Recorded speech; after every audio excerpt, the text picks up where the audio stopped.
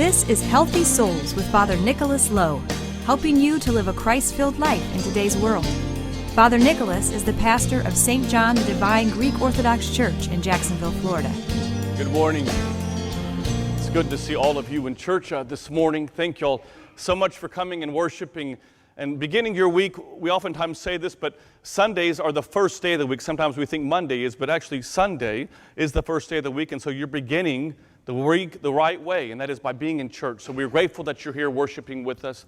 We thank you for being part of the St. John the Divine family. To those of you that are watching us live, wherever you may be, whether if you're watching us on our website or on our St. John the Divine app, thank you for joining us as well. And if you're downloading this week's message, and if you find it beneficial, we say this almost every week, share it with your friends and your family. And to those of you that are in the church, every single week we send out our messages by email. They're on our social media stuff. If you find them beneficial, chances are they're going to benefit someone that's also in your walk of faith and in your walk of life. So make a point to go ahead and share those messages. So today we're kind of continuing this sermon series that we've been on for the last couple of weeks. It's entitled A Love That Lasts. It's a relationship sermon series that's not just about a husband and a wife, but more importantly, about a relationship that we have with God, a relationship that we have with our children, with our parents, co-workers. It's all about this, and over the last couple of weeks, we've been trying to give you some really practical ways that you can grow in your relationships, to have a love that lasts.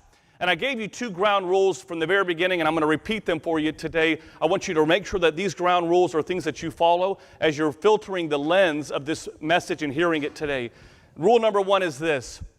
Now, what I'm talking to you about today, imagine that I'm just simply talking to you and you alone, like as if you're in my office and we're just having a conversation. Your spouse is not there, your children aren't there, your parents are not there. It's just me talking to you. So let the message speak to you first. And then number 2 is this.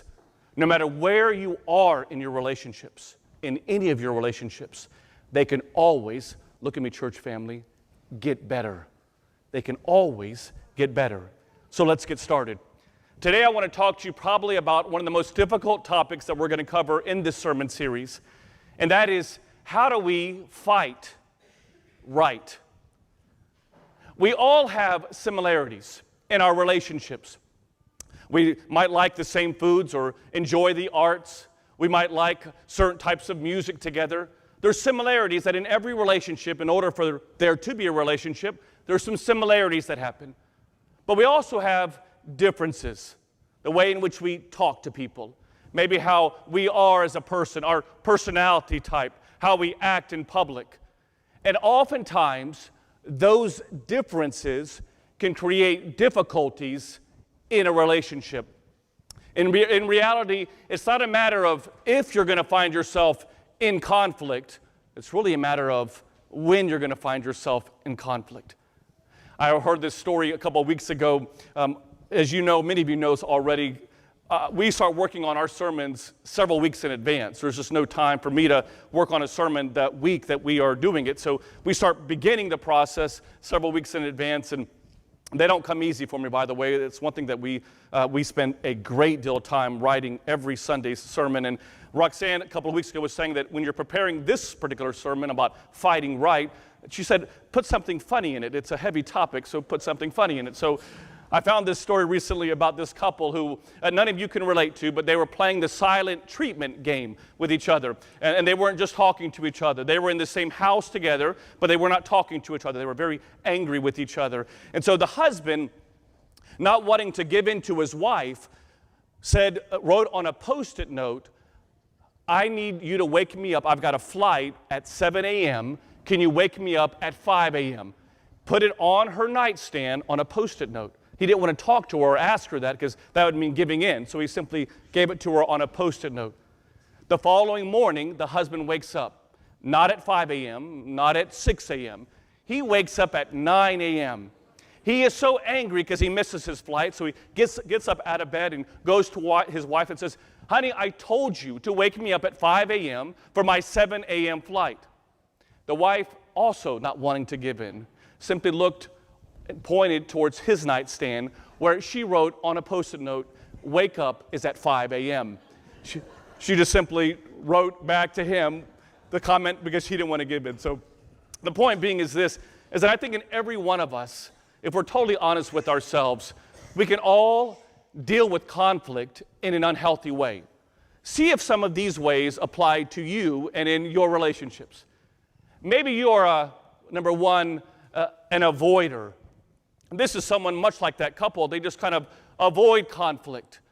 Better yet, if you're angry with your spouse, you won't even come close to them. If you're on a couch, you're off to one end and the other spouse is off to the other end. Or if you're in bed together, you don't dare touch each other because that would seem like you would have given in. You just simply take totally away from each other. You're a avoider, or better yet, a withdrawer. Maybe number two, this does not relate to any of you especially, but number two may be that you are an escalator. An escalator is someone that likes to, communicates by yelling. Whenever they get upset, they just immediately go into that yell zone. And they think that the louder they are much more effective in that way. And study after study, church family, just hear me on this, it does not work. It does not work.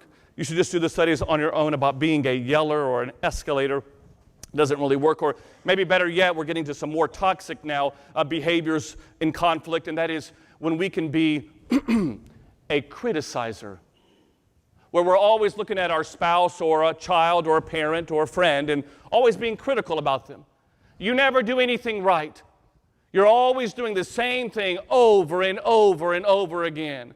Some of you might just say amen if you're in that little field of being a criticizer. I know none of you want to admit that now, and I totally understand that. And then finally, maybe you are what we call, and this is very toxic, is a destroyer. A destroyer is someone who literally will not allow that other person or believe what that other person says. So whenever they go to defend themselves, that person, the other person, is automatically saying, no, this is what you meant. I know what you meant. This is the way you said it. This is what you believe. And no matter how much that person says, this is not how I felt, this is not what I meant, that other person doesn't believe it. They become a destroyer. Let me ask you, are you an avoider? Are you an escalator? Are you a criticizer? Or better yet, are you the destroyer? Church family, I want to give you a word of encouragement today. Is that we have to understand that God's first act to each and every one of us was an act of love.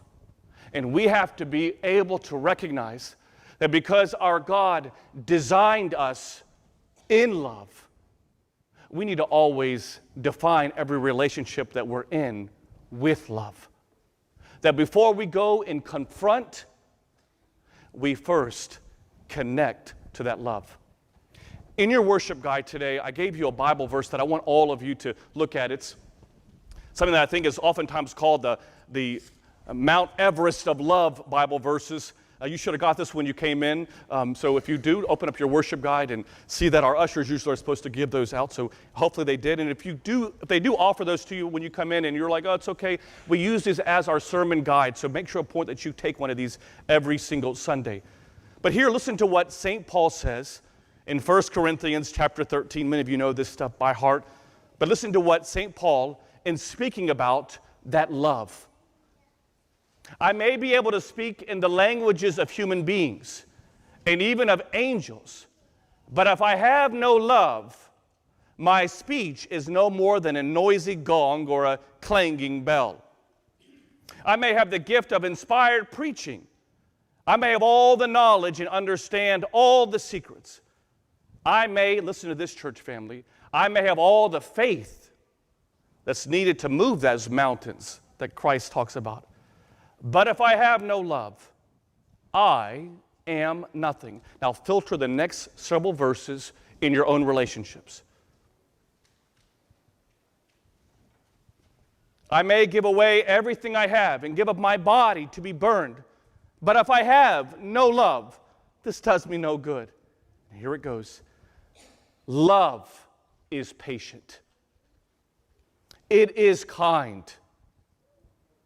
It is not jealous or conceited or proud.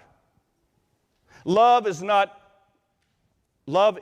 ill-mannered or selfish or irritable.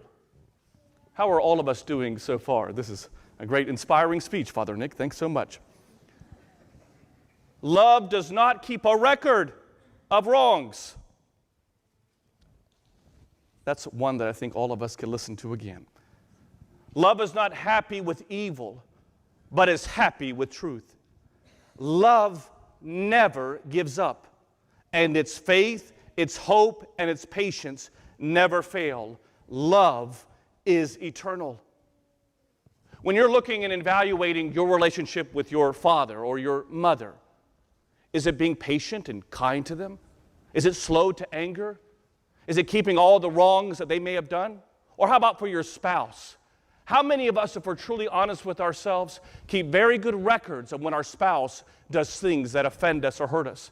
Bringing back things that happened not just last week, but last year, a decade ago, 10 or 20 years ago. Constantly recycling those wrongdoings. No, love is kind, it is patient. My challenge for all of us is, how well of a job are we doing at that? That when we say we love that person, God gives us the definition of what that looks like.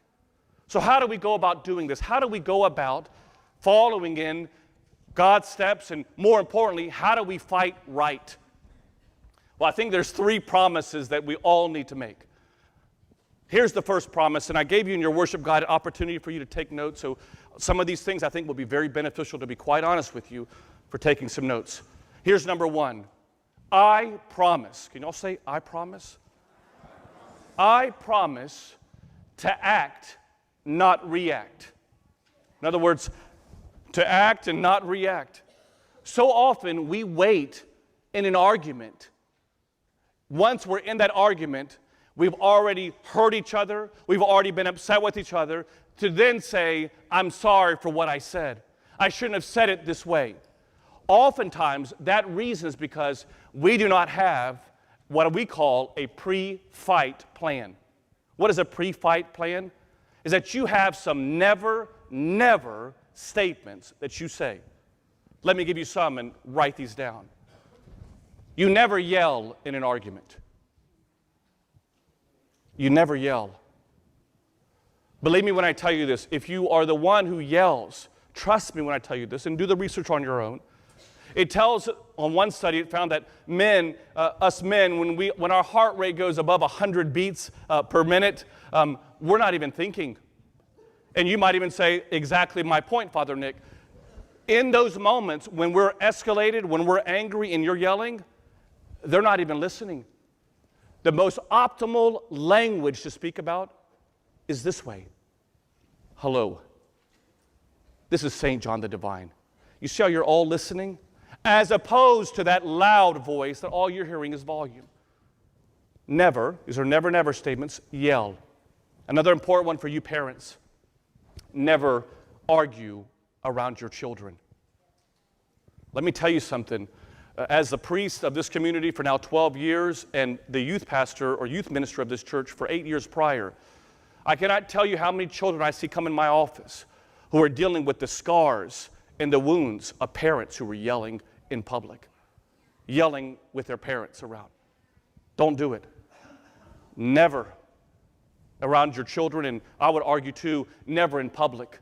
Sometimes we feel so comfortable arguing in public. Just don't do it. Never curse. Never keep records. God doesn't keep a record for you. Don't keep a record for them. And never go to bed angry. The Bible says, never let the sun set on an argument. I promise I'm going to act, not react. Here's number 2. I promise, say it with me, I promise, you're making this promise with me now, I promise to choose humility over pride. Listen to me, everyone. The moment that you get into an argument with your spouse, your parent, your children, you are in a spiritual battle. And that is why I tell you this, totally honestly, is that the moment that you're in that battle, you have to know that you're on the devil's battlefield. And that's why in many times, you may not even remember what the argument was about, but you will remember how that argument made you feel. The words that were shared. Why?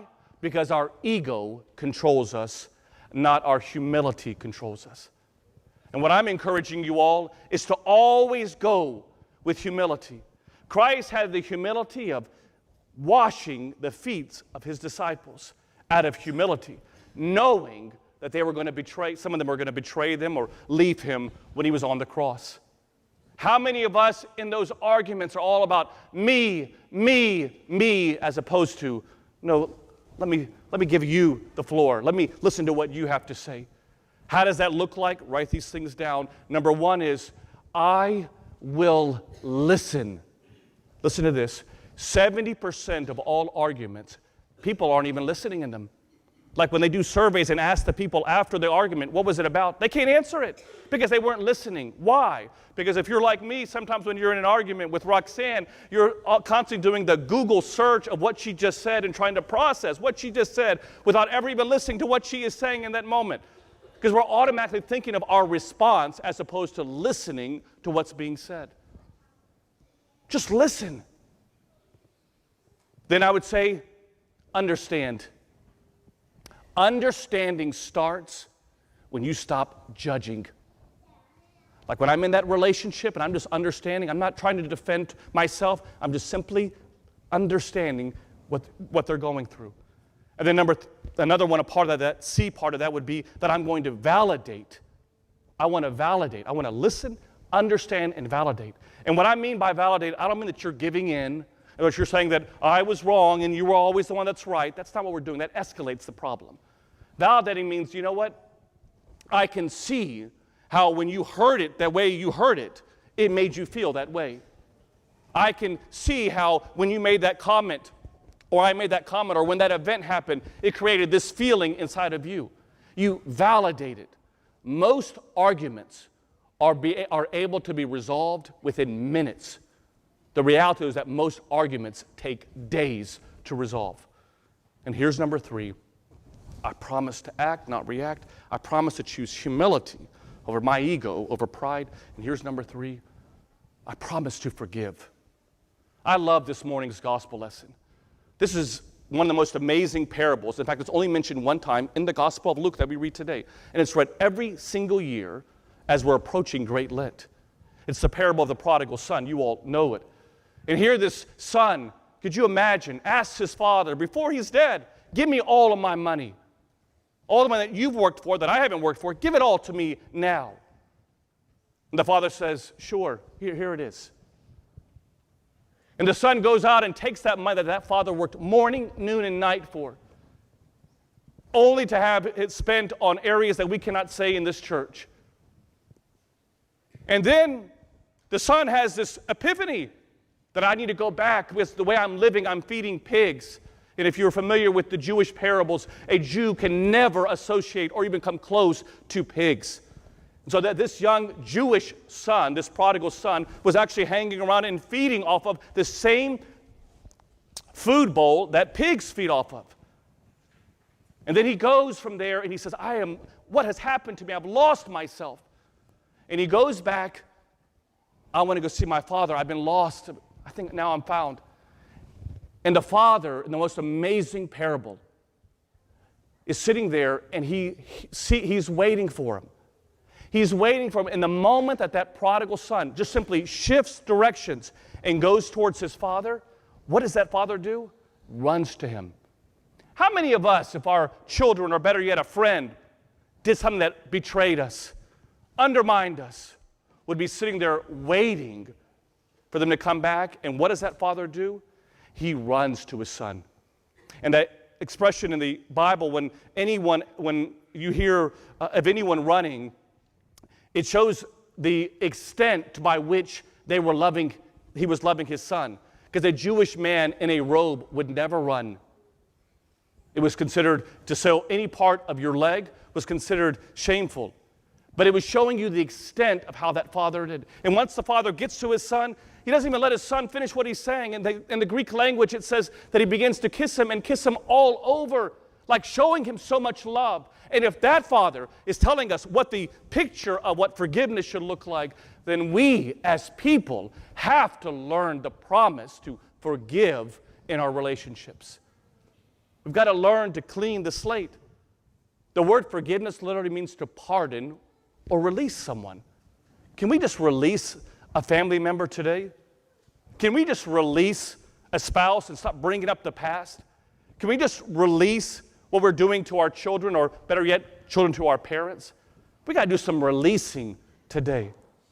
I leave you with this thought.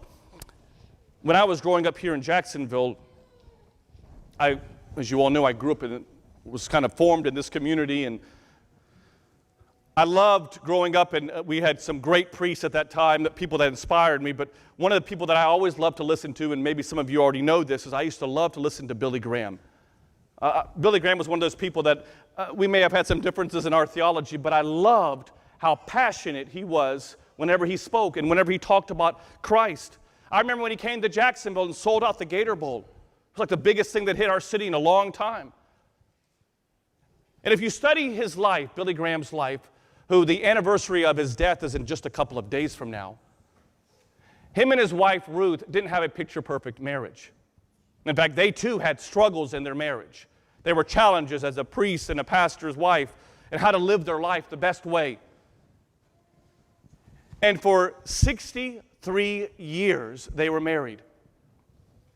And one day they were in an interview, and the interviewer, the news anchor, was asking them, what is the secret to a healthy marriage?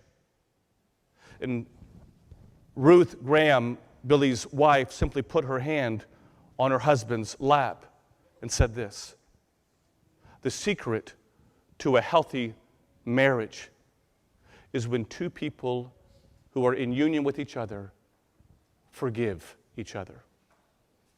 It is the secret of marriage is to have two great forgivers. And can I just give all of you an encouragement?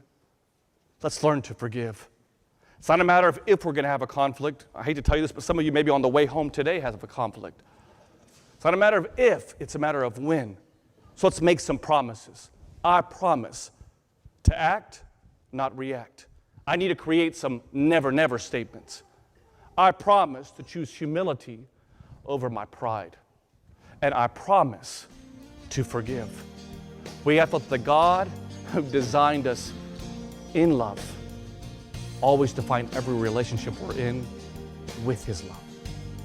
We invite you to join Father Nick and his wife, Dr. Roxanne Lowe, on the second and fourth Tuesday of every month for their Healthy Minds, Healthy Souls call-in show at 8 Eastern, 7 Central on Ancient Faith Talk.